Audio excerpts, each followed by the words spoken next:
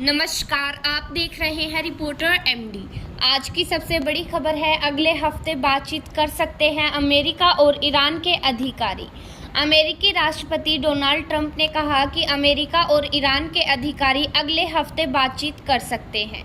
उन्होंने दावा किया कि अमेरिकी हमलों ने ईरान के परमाणु कार्यक्रम को पूरी तरह से नष्ट कर दिया है। हालांकि कुछ रिपोर्ट में इन हमलों से मामूली नुकसान बताने पर ट्रंप ने खुफिया एजेंसियों और मीडिया की आलोचना की है। ट्रंप ने यह भी कहा कि उन्होंने भारत पाकिस्तान के बीच संभावित परमाणु युद्ध को बातचीत के जरिए रोका है। अमेरिका के राष्ट्रपति डोनाल्ड ट्रंप ने बुधवार को अमेरिका और ईरान के अधिकारी अगले हफ्ते बातचीत कर सकते हैं। यह संभावित बातचीत उस संवाद की फिर से शुरुआत हो सकती है जो 13 जून से शुरू हुए 12 दिन के इजराइल ईरान संघर्ष के कारण बाधित हो गई थी।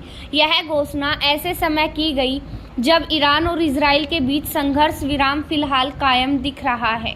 हालांकि ट्रंप की ओर से संघर्ष विराम के ऐलान के कुछ घंटे बाद दोनों देशों ने एक दूसरे पर हमले किए थे। ईरान की ओर से किए गए हमले में इजराइल के बीयरशेबा शहर में 4 लोगों की मौत हो गई थी। इससे पहले ट्रंप ने कहा कि ईरान पर किए गए अमेरिकी हमलों से उसके परमाणु कार्यक्रम को बड़ा झटका दिया है। वहीं दूसरी ओर एक प्रारंभिक खुफिया रिपोर्ट में कहा गया है कि इन हमलों से ईरान को केवल मामूली नुकसान हुआ और उसका परमाणु कार्यक्रम कुछ महीनों के लिए रुका है। ट्रंप ने कहा यह एक विनाशकारी हमला था जिसने उन्हें हिला दिया। ट्रंप प्रशासन ने यह साबित करने के लिए अपने शीर्ष अधिकारियों को आगे किया और कहा कि ईरान का परमाणु कार्यक्रम पूरी तरह से नष्ट कर दिया गया है।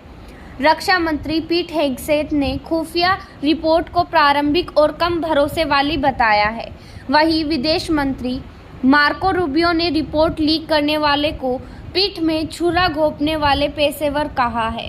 व्हाइट हाउस ने इजरायली परमाणु ऊर्जा आयोग के उस बयान का हवाला दिया है जिसमें कहा गया है कि ईरान का परमाणु कार्यक्रम कई वर्षों पीछे चला गया है। हमलों का कितना असर हुआ है इसका स्पष्ट निष्कर्ष निकालना कठिन है। इसी वजह से इसे लेकर अलग अलग दावे किए जा रहे हैं जो अमेरिकी मतदाताओं की नज़रों में ट्रंप के इस फैसले की अहमियत तय कर सकते हैं। यह भी देखना होगा कि ट्रंप पश्चिम एशिया में क्या कदम उठाते हैं, खासकर यह रोकने के लिए कि ईरान दोबारा अपना परमाणु कार्यक्रम शुरू न करे। ईरान का कहना है कि उसका परमाणु कार्यक्रम शांतिपूर्ण उद्देश्यों के लिए है, वहीं इजराइल इसे अपने अस्तित्व के लिए खतरा माना है। इसलिए अमेरिका और इजराइल उसे परमाणु हथियार हासिल करने से रोकने की कोशिश में जुटे हैं। अमेरिकी हमलों का एक मुख्य निशाना फोर्डो था, जहां ईरान की परमाणु सुविधा जमीन के नीचे बनी हुई है। इजरायली आयोग के मुताबिक यह सुविधा अब काम करने वाले लायक नहीं है। व्हाइट हाउस और इजरायली प्रधानमंत्री बेंजामिन नेतन्याहू के कार्यालय ने एक बयान में कहा कि अमेरिकी और इजरायली हमलों ने मिलकर ईरान की परमाणु हथियार बनाने की क्षमता को कई वर्षों तक पीछे धकेल दिया है।